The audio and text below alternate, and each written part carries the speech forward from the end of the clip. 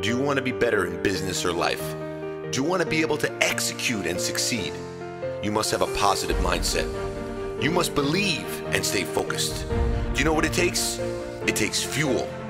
Welcome to Fuel Your Drive.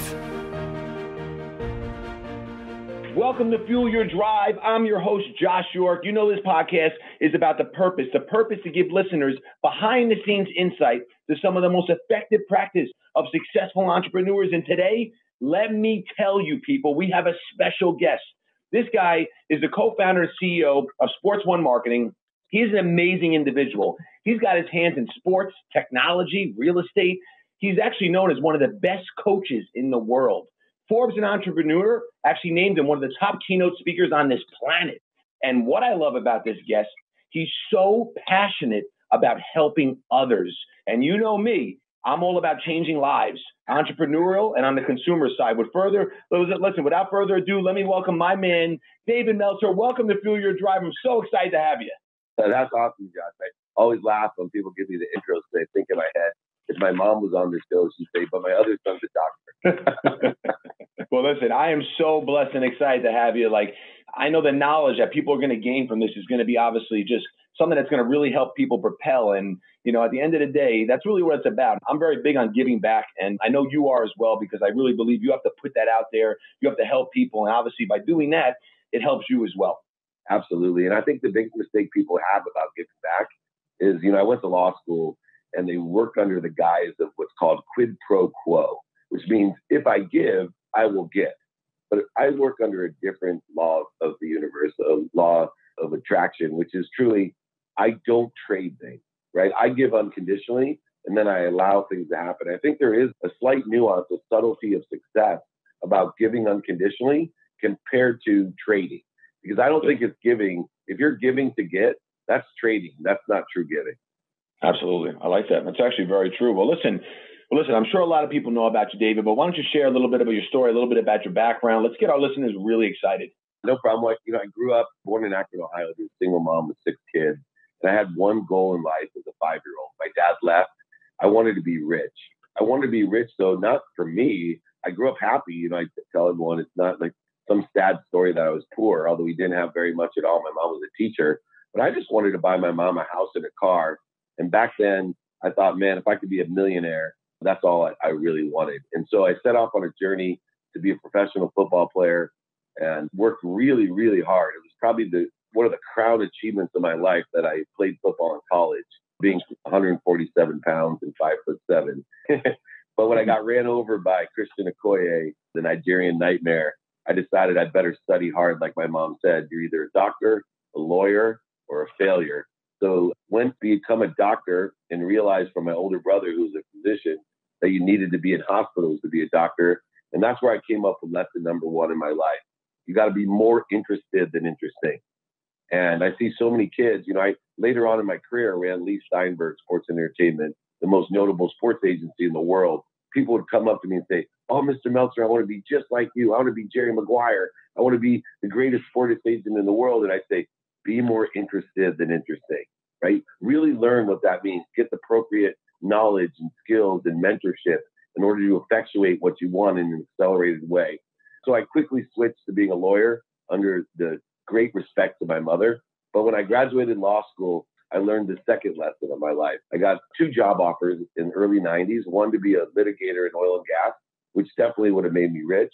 The other was to work in the internet, selling legal research online. So I go to my mom, my trusted advisor, and I ask her what I should do. Without blinking, she said, you got to be a lawyer because this internet thing's a fad. Yeah. Lesson number 2, just because someone loves you doesn't mean they give you good advice. And that's a really critical thing. You know, we always, it's amazing. We surround ourselves with people that want things for us, and then we resent them because they're not the things that we want. And we have to be able to distinguish what we want from what others feel is best for us. Anyway, I went on my entrepreneurial journey. I sold legal research online. In 9 months, I was a millionaire. Within 3 years, we sold the company for $3.4 billion. That's in 1995 when $1 billion was a lot of money. And my life and trajectory changed. I branded myself not a lawyer, but a technology guru. I ended up being CEO of the world's first smartphone, the world's first Windows CE device. This is pre-iPhones, and became a multimillionaire in my 30s. And that's where my journey really, really started. My journey started because for me, I lost everything. I had over $100 million. I retired in my 30s. And that's when I found out the laws of the universe. I started to meditate. I started to change my life and wake up every morning to be of service. And my prayer every morning is, may God put 10 people in front of me that I can help. And I'm only concerned with providing value. And the greatest thing in my life now is that I've achieved more and have more success, more than I dreamed of, by giving unconditionally, by trusting the universe that if I provide value, that everything that I desire will come to me rapidly and accurately. That's fantastic, David. That is fantastic. And look, I don't wear hats, but I tip it off to you because, listen, everything you're saying is just so valuable, because I like to always talk about, people always look at the finished product, but people never look at what it took to get there.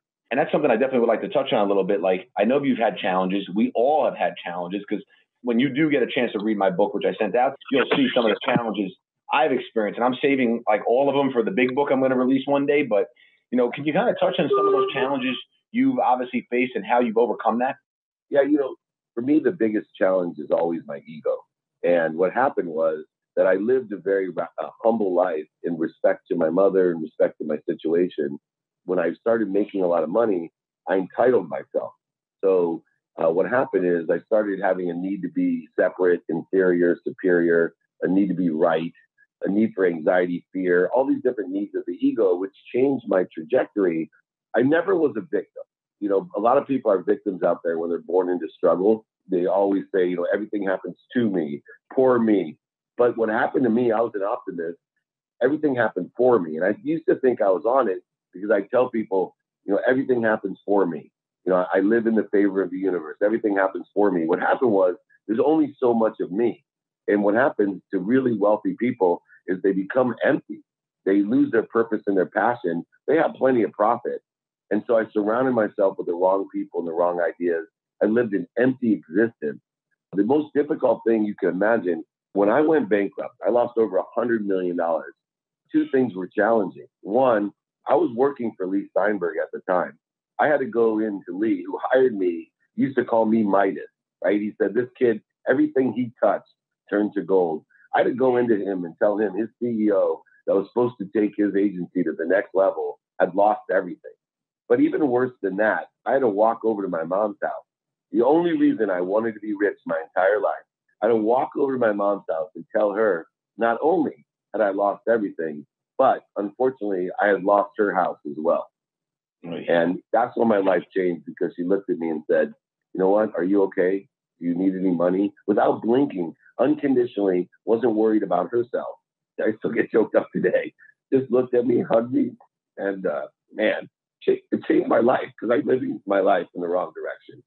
David, you're a great guy, man. I just want to let you know that I'm about like connecting. I just feel like a great connection right now, but that's phenomenal. And I think most people in a situation like that would have obviously played the victim and, not kind of, as you did, got back up, got out there, and you're a huge success today. And that's why, look, winners always win and quitters never win, obviously, because you have to keep driving, keep getting out there. And no matter what, just move that needle, because, it's great to obviously be rich. And look, I've done some great things. And, I was making six figures in my early 20s and then seven figures as I obviously hit over 30s. But this stuff takes hard work. It takes patience. It takes drive. And obviously you touched on that. But what would you say besides obviously your mom? And I love that, by the way, that you're all about your mom. That's like really, really great. And I respect that a lot, because that's very important. But what really motivates you? Was it your mom? Was it to make that difference? Because everyone has their different, feelings towards that. But what was it that drove you to say, wow, I just lost everything? It takes a lot in an individual to have to walk into someone like you had to walk into Lee and tell him what you did. But talk a little bit about that. Yeah. So for me, it was the idea that when I understood that I had the power to allow things to happen, there obviously was an energy that I carried, an unconscious competency about making money. You don't just become a millionaire 9 months out of law school from, owing $100,000 and growing up with nothing to being a millionaire. Obviously had to possess some sort of genetic and energetic disposition that allows me to attract abundance.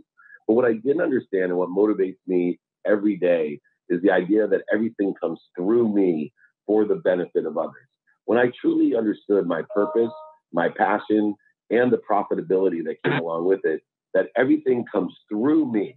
And then the more that came through me, the more that I expanded as a conduit to that which motivates or inspires me. So I changed my own perspective to, instead of trying to be a manipulator, right, for me, I tried to manipulate the universe, my friends, my family. I oversold people. I back-end sold people. I manipulated and lied to people. This is just the truth. This is what many people do with good intentions, right? I wanted to help people, but that's the way that I was acquiring and attracting what I wanted.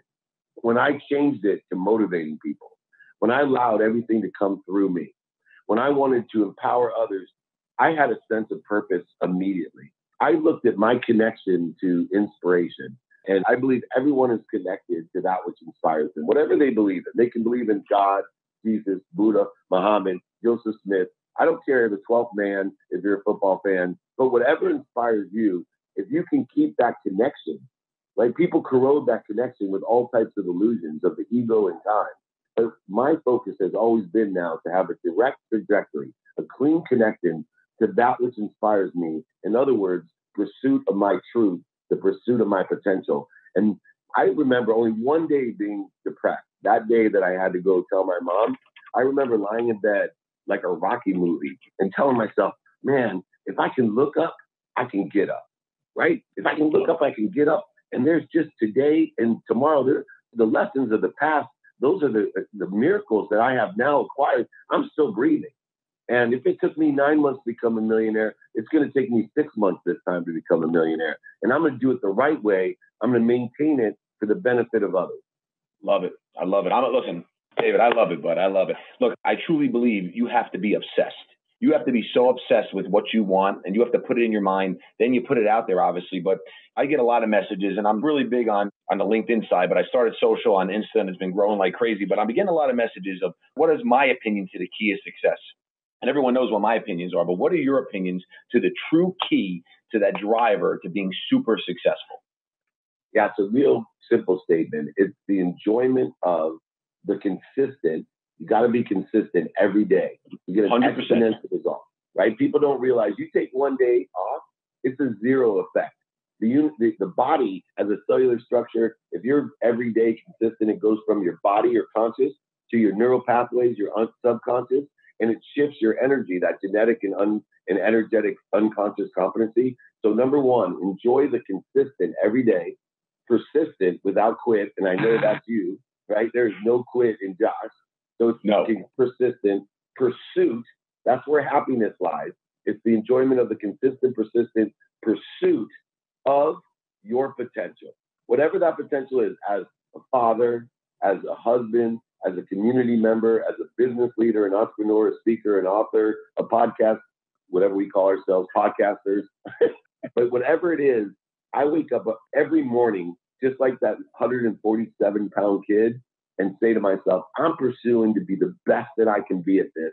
I don't care what anyone else thinks. You could hate me for who I am or love me for who I'm not. I don't care. But literally, this is my frequency, and I'm going to go get it because I have a direct pursuit of my truth, my potential, and that's to be of service and help others attain what they want to attain as well. And I allow it all to come back to me. Love it. People, you need to listen to what David just said. That is so spot on, and he says it with such confidence. He knows it. He believes it. This is important. I say this all the time, and you talk about routine. Like I tell everyone, you think I like waking up at 3:45 every day? No, but I do it. I literally tell people, David, you could have a sniper outside my window, and he or she would get me every day. I am so dialed in. Blizzards, tornadoes, you name it, it doesn't matter. But that's how you do it. So people, you need to listen to what David's saying because it's great. Now, a lot of people always ask me this, and I want to get your insight. What is the greatest aspect of being an entrepreneur? Because I do share a lot that there's a lot of highs and lows, and I also live by this too shall pass. But that also goes from the success side, and that also relates to the failure side. And people don't understand that. But how would you answer that question, David? My favorite part about being an entrepreneur is the unraveling. It's just like life. Going back to the lowest, which is the best day of my life. I would say the best thing that happened to me is going bankrupt. It's the unraveling that makes it so great. It's that it tests you to the core. And every day, if you can stay in business, it allows you to unravel what's next. It's just this expansion. The same thing with your life. As long as you keep your heart beating, you can allow that day to unravel for you. And all it takes in entrepreneurship as well in life is one touch of favor. That's what I love about it. One touch of favor changes your entire business. It's that one huge account, that one huge investor, that one big deal, whatever it is, the same as in life. J.K. Rowling, I tell this story all the time. Imagine if I was walking in London and this homeless woman sitting there, and I, as usual, go up to her and say, how can I be of service? Can I help you? And she looks at me with her pen and paper and says, buy this for $1 million. I immediately scoff at her, like, are you kidding me? Meanwhile, if I say no, I've passed up a multi-billion-dollar franchise, right? The Harry Potter franchise that she just offered me $1 million for. Meanwhile, I can't understand or conceive it. What I see gives meaning to it, right? The meaning that I give to everything. Meanwhile, she's an entrepreneur. She's one touch of favor from being the richest woman in the UK, which she is today, by the way, after being homeless with a pen and a piece of paper, just like my friend that invented Pictionary. A pencil and a piece of paper. As he was a bartender, getting high with his friends, he became a multi-millionaire with a pencil and a piece of paper. That's what I love about being an entrepreneur. That's what I love about life, that you just stay in business, stay breathing, and keep on doing what you're doing, and it can unravel into something magnificent. Love it. That is unbelievable. And that is just a great thing. And people need to hear more of this and understand. Like I always like to say, I feel the most alive when I'm trying to figure something out. And I love figuring things out. And look, I will tell you spot on right now, David, I am not the smartest guy, but you know what? I will figure it out. And I like to focus my strengths on what I'm strong at and obviously delegate to the rest of my team. And that's why going into the next question, I live and breathe culture. Like my culture is everything to me. I always say teamwork makes the dream work, and I'm a true leader. I don't like to be called the boss. It makes me cringe. Some people call me the fearless leader. I'm fine with that. But you have to be a true leader. So talk a little bit about leadership and what does that look like in your eyes, so people can understand. Yeah, so leadership has 4 components for me. Number 1 is gratitude. In order to be a great leader, you have to have the perspective of gratitude, the attitude of gratitude. It makes all the past better, your future even brighter, your present great. But I am a gracious leader, and I'm thankful for everyone around me, and I give them the credit. As you say, the dream work doesn't happen without teamwork. The second thing is empathy, forgiveness. I encourage people to make mistakes, and I forgive myself because you can't give what you don't have. That's why my motto of my business is make a lot of money to help a lot of people and have a lot of fun, because you can't give what you don't have. But I give forgiveness. In fact, I have a dummy tax award. I call my past the dummy tax that I've paid, and I always encourage people to have mentorship. I think that's how I ended up to be one of the top coaches in the world, business coaches, is because I have such great dummy tax that I can share with people. But every month, and everyone tells me the biggest mistake that they've made and how it affected my business and what value that they didn't utilize in order to overcome it, what they've learned from it. Then I give a huge bonus to whoever made the biggest mistake. I want people to make mistakes. So forgiveness is number 2. 3 is most important. It's accountability, right? To be a great leader, you have to be accountable. You have to understand there's 2 questions to ask. What did I do to attract this into my life? And what am I supposed to learn from it? So as a great leader, you need to be accountable. And then the 4th one is effective communication. There's 2 nuances of communication. One is to motivate others, but also to stay motivated every day. When I do my Instagram Q&A for the days, the most common question that's asked of me is, how do you stay motivated, right? How do you stay consistent? You're a guy who gets up at 3:45. You're the only person on earth I know that gets up 15 minutes before me. I may have to push myself, but no, I do. I don't miss a day. 4 a.m. is my time. Like you said, if anyone wants to take us out, they know exactly where to find us and what time. So you better believe it. Right? But you got to be an effective communicator. If you're a leader, you got to not only inspire others, but you got to allow that inspiration to come through you. So your first step is to get inspired every morning, wake up at whatever time it is for you, and touch that favor, touch that inspiration, and then all day long, allow it to come through you and connect to others emotionally. People buy on emotion for logical reasons. Yeah. My key to life is to emotionally touch you and then help you with the logical reason to execute and accelerate what you're trying to achieve. Unbelievable. Spot on. So spot on. And listen, if you ever want wake-up calls, you let me know. I will take care of that for you. I will take care of that. And something else that's touched on, David and I are early risers, but I'll tell you, and this is just the truth. If I found out someone was getting up earlier than me, I would get up earlier. I'm just that way. Like, one thing I always do is push, push, push. Always. Like, even when I'm working out, I always go for the 2 extra reps, the 3 extra reps. I believe that you have to suffer, because if it's not challenging, it's not going to change you.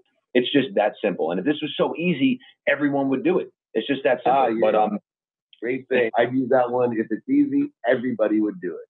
Good. Look, my quote is, if you want to be extraordinary, you can't live ordinary. It's just that simple, because you have to do things. Look, some people say I'm weird, and that's okay. I actually like that. I enjoy that, to be honest with you. But I am weird. Yeah, listen. My wife thinks I'm crazy. She's like, I don't know why you get up at this time. She's like, Josh, is a blizzard. You're the only one on the road. Like, literally, I'm the only one in my gym. They give me a key sometimes because they know I'll go, and I'm the only one there. But you know what? I know I'm outworking my competition.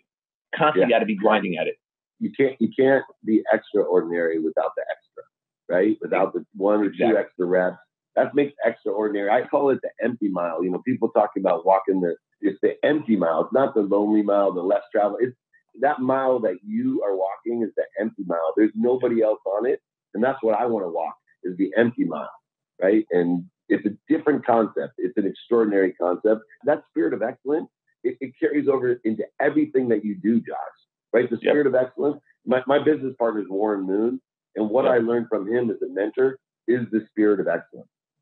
Everything he does, cooks, cleans, drives his cars, everything that he has, he takes the spirit of excellence and energy of excellence and emotional attachment of excellence to everything he does, not just throwing the football.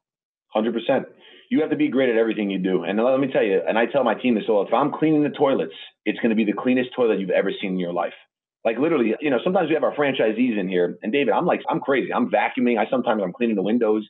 And one time, one of my franchise family members said, Josh, why are you doing that? Don't you have a cleaning crew? And I said, oh, we do. So why are you doing that? I said, well, the carpet was dirty and there was some, fingerprints on the mirror. Now, how do you think the rest of the team sees that? They're like, wow, Josh is cleaning. So if something's on the floor, someone else picks it up. If, the windows look dirty, someone else cleans it. But that's the type of, example you have to set. And it's very, very important. And I'm big on that, very big on that. So we obviously have a lot of the same things here in alignment, which is great. And, my last question I always like to ask is, if you were conducting this interview, what would you ask? Oh, if I was conducting the interview, ask me, what would I tell, my 18 or 21-year-old self? What's the greatest lesson that I've learned? Love it. That's the question that I'd ask. And the answer is radical humility, right? Like, the question and the lesson is, what would you do differently? I would be and fight for radical humility. And that is such a deep concept. It's not just humility, it's radical. It's, number one, ask for help. There's 2 simple questions in life to become successful. Number one, how can I be of service? And I know, Josh, you do that all the time. From the time I got the first email is, how can I be of service? But the second one is, do you know anyone that can help me? There's a flow that exists, and it takes a lot of humility to ask for help. And people want to help. They want you to be an investment of theirs. And if there's anything that I want people to understand, is be kind to your future self, ask those 2 questions, and do good deeds. That's a good deed. You clean the mirrors, you clean the floors, you open a door, you hug somebody, you smile at them. I can't tell you how many lives that I've changed, circumstances that I've run into where somebody tells me, let someone cut in line with me at the grocery store. And this woman said to me, oh my God, thank you so much. I moved here from Tennessee and we were about to move back because I told my husband that people here just don't have consideration for others. And I needed a sign. And thank you so much. Right? This is a tiny little thing. And my whole life, whether it's putting the shopping cart back where it belongs, picking up trash, whatever it is, I live my whole life as service. Not just donating money, not just helping other people by coaching them and motivating and mentoring them, but every little thing that I do, I take a perspective of radical humility. And I wish that I could go back and tell that 18-year-old, that 21-year-old, that 30-year-old that lost everything, hey, you know what? You're part of everything. A tree has no branches. Be of service, be humble, help others, and ask for help. So true. It's so funny you said this because, I'm very big on this too. And it's something I just did the other night. My wife asked me to pick up a couple things. We have a newborn baby in the house, so, I had to make sure he has his snacks. So I go to the store, pick him up, and I literally overhear this woman behind me. She was practically crying. I guess she just got laid off at her job. She was on the phone with her husband. It didn't seem well. So I stayed in the store for almost an hour. She was in the store shopping for an hour. I only needed one thing. And I followed her, literally just followed her around. I waited till she paid. And I just picked up her tab. And the look she gave me, I can't tell you, like, it gets me a little emotional. Like, I actually have chills. She's like, "What are you doing?" Yeah, she's like, "What are you doing?" I said, "I got your bill." She's like, "Why are you doing that? Who are you?" I said, "Listen, I just want you to know it's okay. And you know what? Whatever's going on, it's going to turn around." I don't want her to know I was listening to her. And she's like, "Well, what do you mean?" I was like, "Everything's fine." I was like, "I know. I just want to do a nice thing." And I know I made an impact on her. I know I did. And I felt so good that night. Just like, look, I started this back in 2008 out of my dining room, my parents' dining room with nothing, bootstrapped. And we had a young individual, suffered depression, lost his father. David, he never went to school. He was homeschooled his whole life. His aunt made a call to us. He lost 100 pounds in 6 months. Literally, I have chills right now. I went to his house to do an interview, and he was crying and hugged me and said, "Thank you so much for starting this." Can I tell you what that feels like? Like, it makes me so emotional.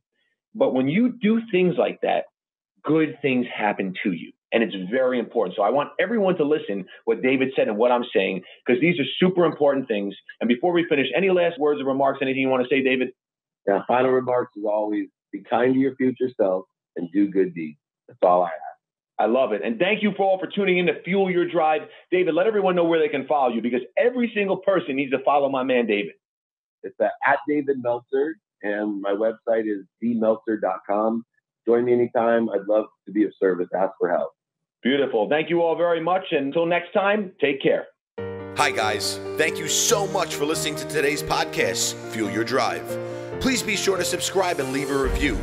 I'd really appreciate it. And also, make sure you follow Gym Guys on Instagram. And of course, myself, Josh York GG. We're going to change the world. And we want to help you along the journey.